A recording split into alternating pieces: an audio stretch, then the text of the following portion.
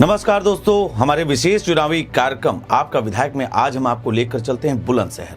बात करेंगे पश्चिमी उत्तर प्रदेश की, उस विधानसभा सीट की जो है तो उत्तर प्रदेश में, लेकिन देश की राजधानी दिल्ली से महज 100 किलोमीटर दूर है। लेकिन विकास के कई पैमानों पर आज भी संघर्ष यहां दिखता है। यह है बुलंदशहर जिले की स्याना विधानसभा सीट की होगी आज चर्चा। एक तरफ यहां कांग्रेस का ऐतिहासिक दबदबा रहा है, तो दूसरी तरफ पिछले 2 चुनावों से भारतीय जनता पार्टी लगातार जीत दर्ज कर रही है। आखिर इस सीट के राजनीतिक समीकरण क्या है? क्या 2027 में भी कमल खिलेगा या विपक्ष वापसी करेगा? आइए समझते हैं स्याना का पूरा गणित। देश की राजधानी दिल्ली के बेहद करीब होने के बावजूद स्याना क्षेत्र के लोगों का कहना है कि आज भी गांवों के अंदर सड़क, नाली और रोजगार जैसी मूलभूत समस्याएं बनी हुई हैं। हालांकि 2022 के बाद कई प्रमुख मार्गों के चौड़ीकरण का काम शुरू हुआ है और कुछ परियोजनाएं अभी भी जारी हैं। स्थानीय लोगों का कहना है कि कस्बों और मुख्य मार्गों पर विकास दिखाई देता है, लेकिन गांव की तस्वीर अभी भी बदलनी बाकी है। रोजगार के अवसर सीमित हैं और अधिकांश लोग खेती तथा आम के बागानों पर निर्भर हैं।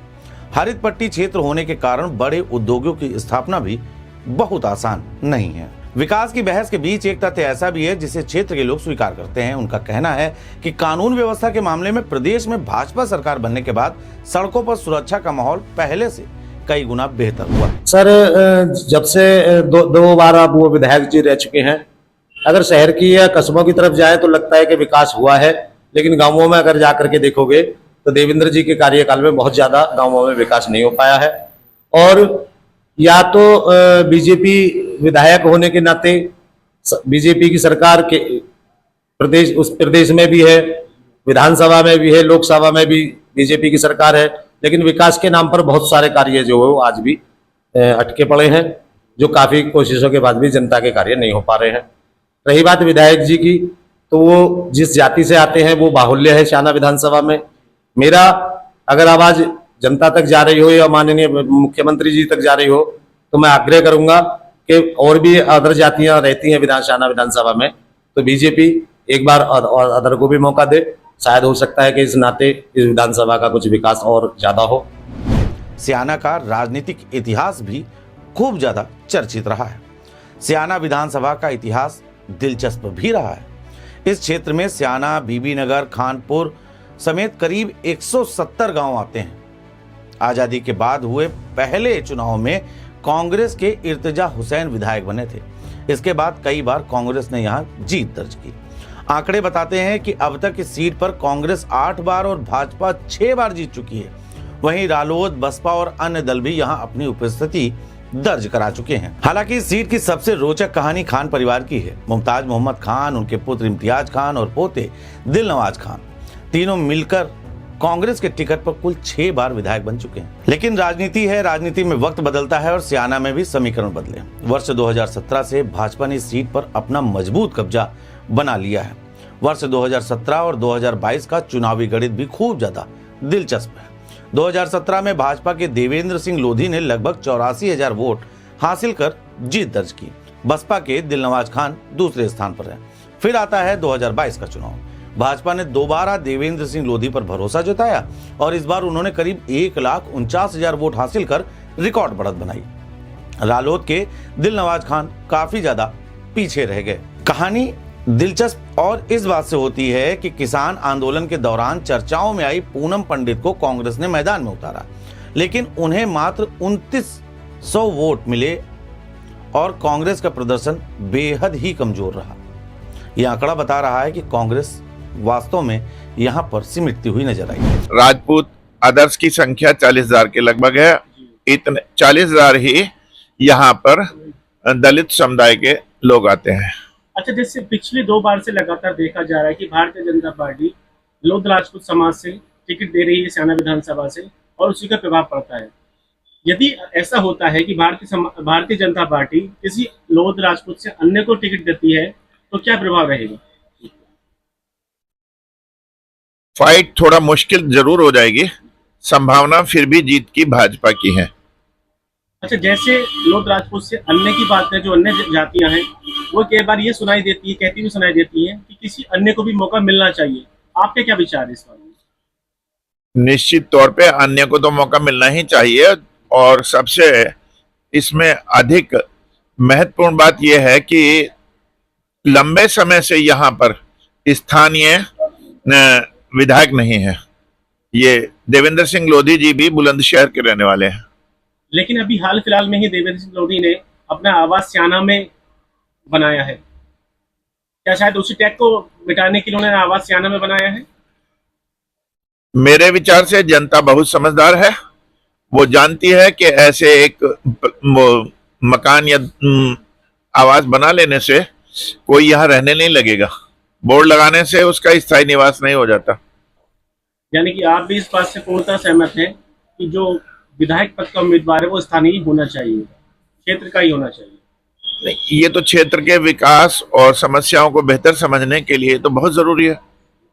अच्छा, अगर बात करें देवेंद्र सिंह लोधी के कार्यकाल की, तो उनके कार्यकाल से कितना संतुष्ट है? उन्होंने जो काम कराए अपने कार्यकाल में, कितना संतुष्ट है आप उनसे? देखिए, जितने समस्या है, सबसे बड़ी समस्या यहाँ पर क्षेत्र में सड़कों की है। सड़कों पे अधिकांश सड़कें आज भी बदतर हैं। जिन सड़कों पे काम हुआ है वह भी गुणवत्तापूर्ण नहीं है। मानकों के अनुरूप भी विकास कार्य नहीं हो रहे हैं, इसलिए जनता पूरी तरह संतुष्ट नहीं है। लेकिन बात जब चुनाव की आती है तो मतदाता चारों तरफ विचार करके फिर वो ये सोचता है कि बेहतर यह है कि ऊपर किसकी सरकार बने जिससे प्रदेश में, देश में कानून की व्यवस्था बेहतर हो, लोगों की सुरक्षा हो, लोगों की खुशहाली बढ़े, और इन सब बातों को ध्यान रख के ही लोग वोट करते हैं। अब सवाल है कि आखिर ऐसा क्या है जो भाजपा को लगातार बढ़त दिला रहा है? इसका जवाब छिपा है यहाँ के जातीय समीकरणों में।